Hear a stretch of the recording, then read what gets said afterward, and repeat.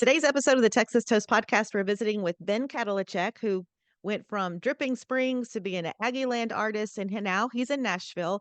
He talks about some of his past success and the future success coming up for him with the release of his new EP, Heartbreak Sessions. So you don't want to miss it. Listen to what Ben has to say about what's up. Let's go.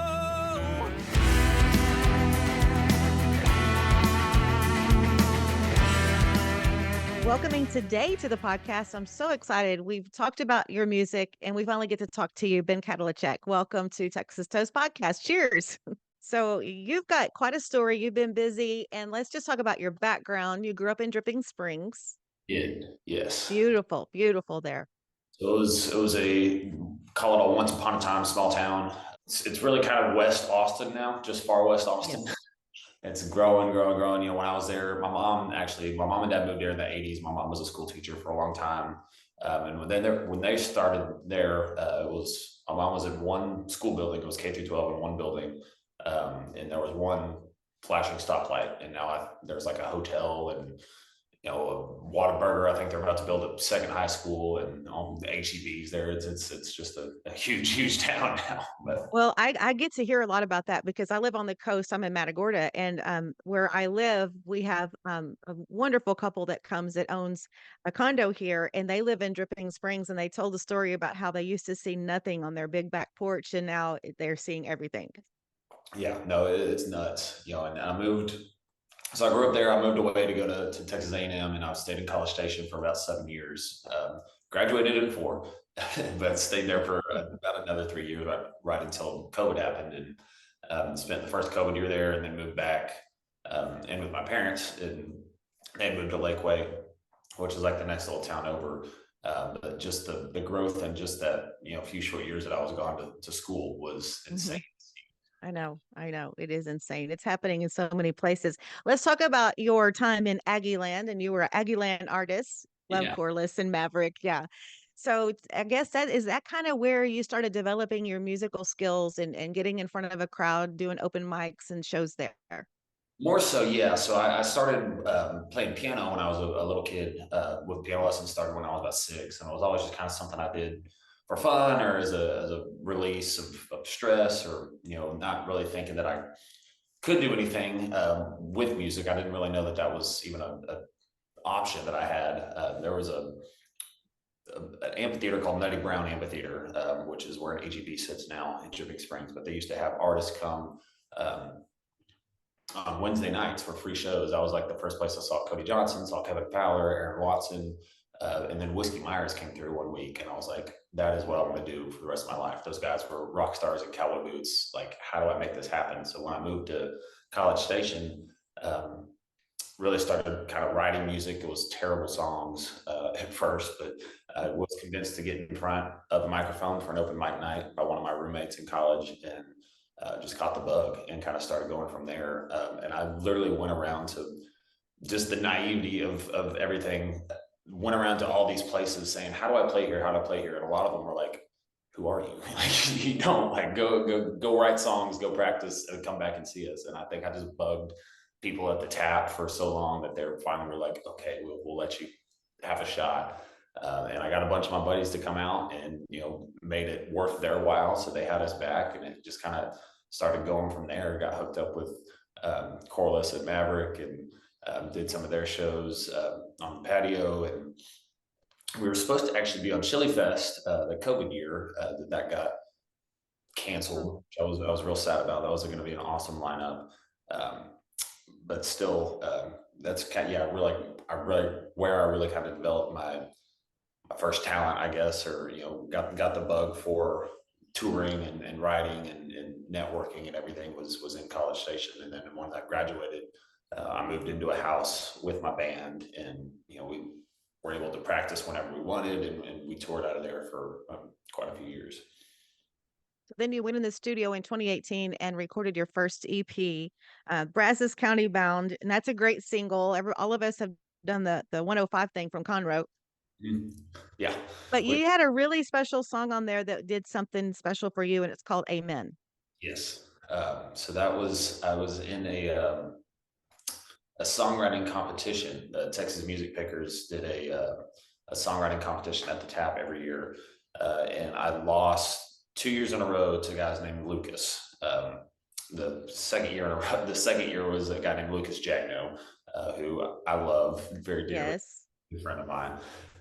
But that was the year I had made it to the finals. I was like, I don't have any more songs. I'm out of songs. What do I do? So I went home. That was a Friday night, and I was supposed to be back on Saturday. And I sat down at my piano and just started playing this little melody. And within about 10 minutes, Amen came out. And it was just, to me, it's a very kind of religious song, but it was a godsend to me that those lyrics kind of just popped out of thin air. Fast forward a couple of years, we put it out. It didn't really do a whole lot for us, but Jacob Bryant was a guy that I had been following for a long time, and I saw that he was coming to Texas, which he did very rarely at that point in time.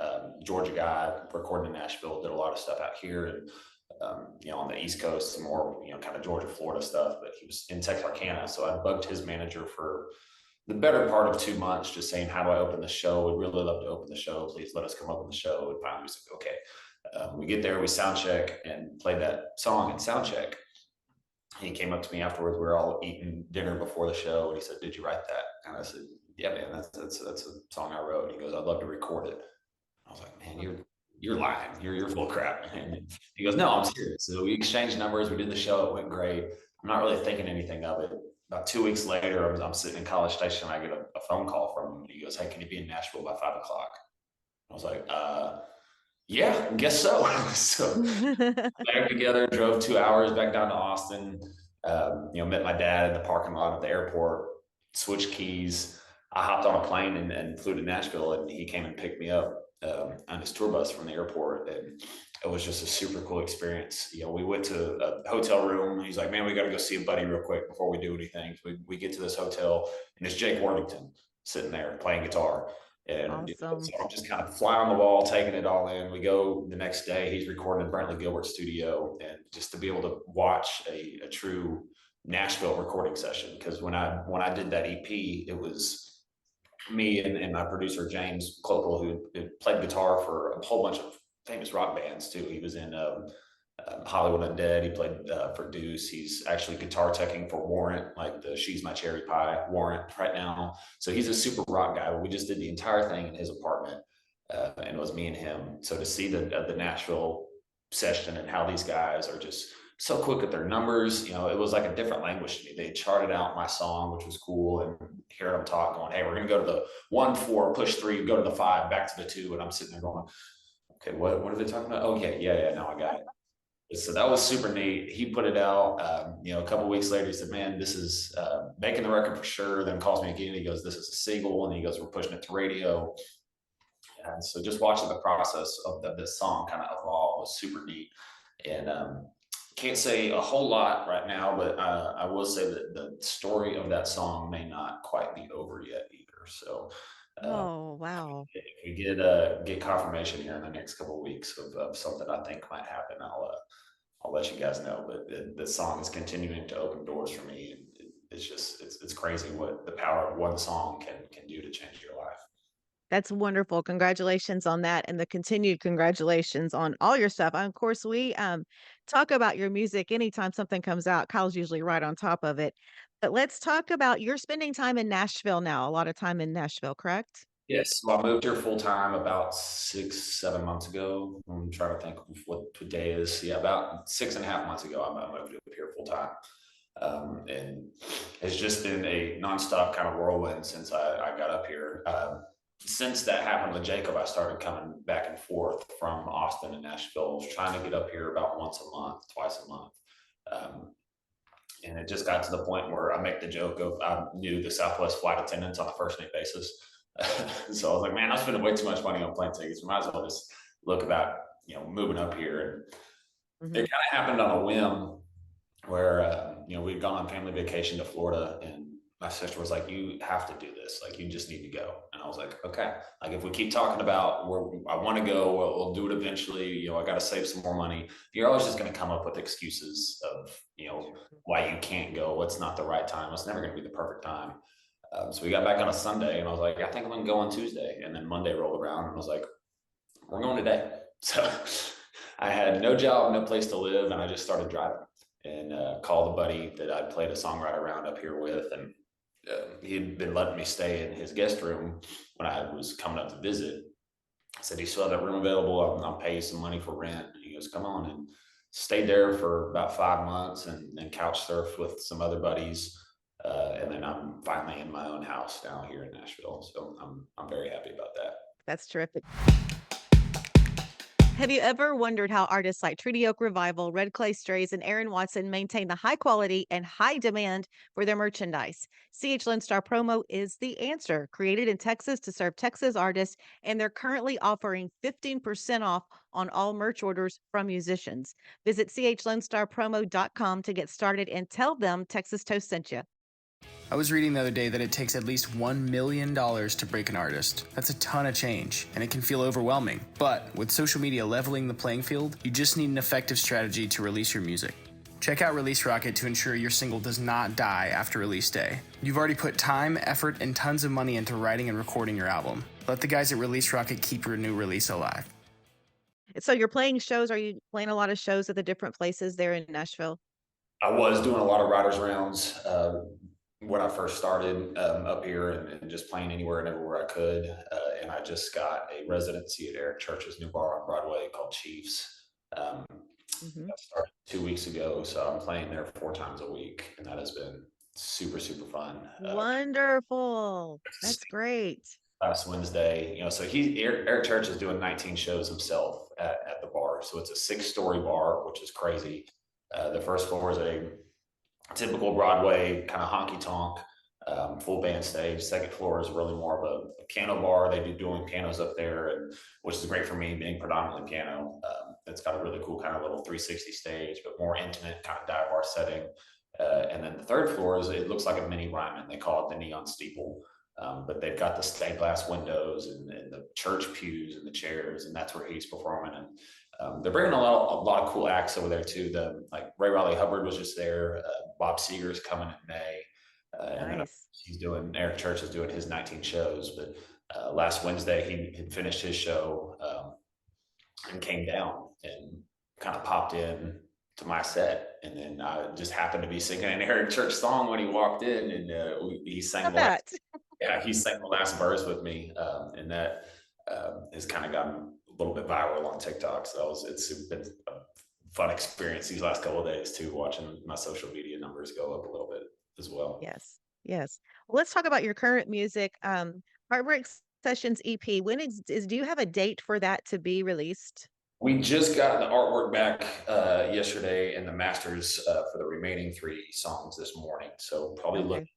in May. I need to sit down actually probably when we get off and figure out. Okay. The next single is due out May 10th. So that will be a song called Moving Forward, Moving On, which follows the first single that we put out, Heartbreak on Fire. And then we've got 3 more that will be included on that EP. So Nice. Yeah. I'm sorry. Go ahead.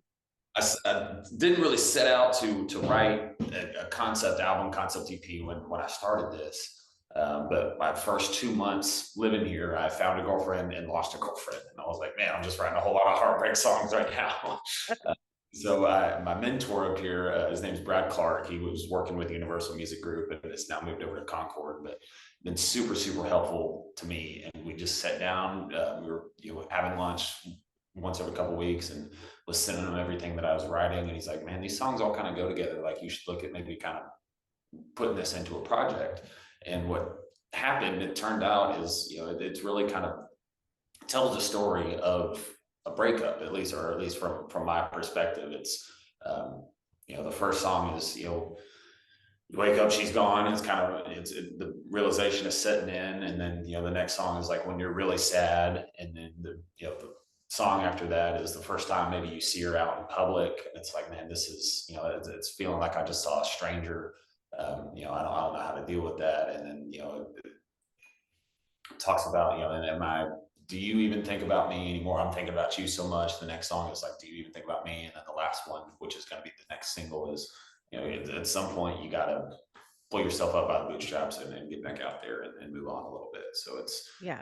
follows Well, that. of Yeah, how. well, you sent over a few of the tracks, and Moving Forward, Moving On was one of the ones that I put an asterisk by. So I'm excited that that's going to be coming out and we're able to talk about it now. But I do want to also compliment you on Stranger, that track that I listened to. It just really, your voice is just amazing on that one. That's just like all you. I appreciate it. Yes, that's my little Gavin DeGraw-ish kind of song, real piano heavy. But that's the one talking about, it feels like you saw a stranger, when you see Mhm. it in public. And Nashville is such a small town. It's they call it the biggest small town in the South, which I was like, man, it's not true, but it really is. You start running into the same people all the time. And had met this girl at one of my favorite bars here, so I was like, I'm sure she's going to be back out at this bar too. And you see her, and you're like, man, it just it's weird that we spent so much time together, and then it's like, okay, it's like I don't know you anymore. But I'm sure that's a feeling that a lot of other people have had in some capacity or another. So Certainly, I hope certainly. you kind of respond to that as well. And also the way it's composed, the composition on the tracks that I listen to is just beautiful. Thank you. I kind of went back to my roots. That first, the how I did the Brazos County Bound EP, with just me and one other guy. So my producer's name is Colton Parker. He's played bass for Hunter Hayes and Lauren Elena. And he's got a home studio in his basement, and it was just the two of us. So I played keys and organ and synth, and he played everything else. So we were able to, versus when you go into a big studio and those session players are fantastic. They are the best in the world at what they do, but a lot of times it's three passes. They'll listen once and kind of get the idea of the song, play through it again, then maybe a third time to kind of fix anything that they missed, and then you're done. Versus what we were able to do is we spent 5.5 hours one day on a 30-second snippet of a song, going, okay, we can do this better. We can do this better. No, go back. I can hit this note better. We're a little flat. Mhm. We changed this for a whole day. We spent, on 30 seconds to a minute of one song. And it's taken a lot longer. We started this project almost 5 months ago. But I'm really happy with the way it turned out, and the fact that, it is exactly how I had envisioned it in my head. And, sometimes you come out of these studio sessions going, man, I had a different idea in my head, and these guys took it a different place, and it sounds great because they are so good at what they do. It's like, I wish I could have heard what I was hearing when I wrote the song, and I was able to really kind of capture that in this EP. That's great. Well, we're looking forward to the EP. From what I heard and from what you sent over, it's amazing. So everyone should be looking forward to that. And we'll keep everyone informed as to the exact date when it's going to be coming. It seems like to me that you're just fitting in perfect. Your transition from, going from home to Aggie land to Nashville, it's just like you're just digging in and you're doing so much. How is it? I guess, are you able to really develop a fan base during all this? I think so. It's definitely now, since I moved here, I feel like it's the right place, right time. For so long I felt like I was behind the eight ball, or just kind of spinning my wheels, or fighting something in the universe, and it may have just been not the right time. And since coming here, everything's kind of just fallen into place, and it's funny to me when I look back, or I talk with my parents about it. You know, it's a culmination of the years of work that I put in Austin and College Station. It's not like you just showed up to Nashville with a guitar and never having written a song, and now things start happening. Like, no, I've worked for this, and I've played the crappy shows for nobody. Where we're fitting five guys in my truck and we're driving 8 hours, or sometimes 12 hours to Florida to play at a hotel for nobody, and then drive back immediately. I've done the road dog thing, and seems like I'm fitting in a lot more. As far as like a true fan base, I'm hoping that with the Eric Church thing, playing at his bar, and getting a lot of his fans there, that Eric Church fans remind me a lot of Texas country fans. They're so loyal, and Mhm. I've already had comments on Instagram and Facebook posts saying, that's one of my favorite things about him, is he introduces us to new artists, and we're gonna listen to wherever we go back to, North Carolina or Chicago or wherever, and starting to see the Spotify numbers slowly start trickling up again, and I hope with the new music, because this is just the first of a lot that we're going to be putting out this year. I'm hoping to hit 15 songs out this year and Cool. kind of copy the Muscadine bloodline way of doing things and just hammer people with music until eventually one of them is going to break the floodgates open. Hmm. Yeah, that was kind of one of my questions because as I was listening to your music progress and following you for a few years, it's like, do you feel like 2024 is going to be your breakout year? I hope so. At the very least, I feel like it's going to set us up really, really well for next year. So if it happens this year, awesome. If not, I think we're going to be in a fantastic position at the beginning of 2025 to really kind of explode onto this. Yes, it's definitely going to be coming.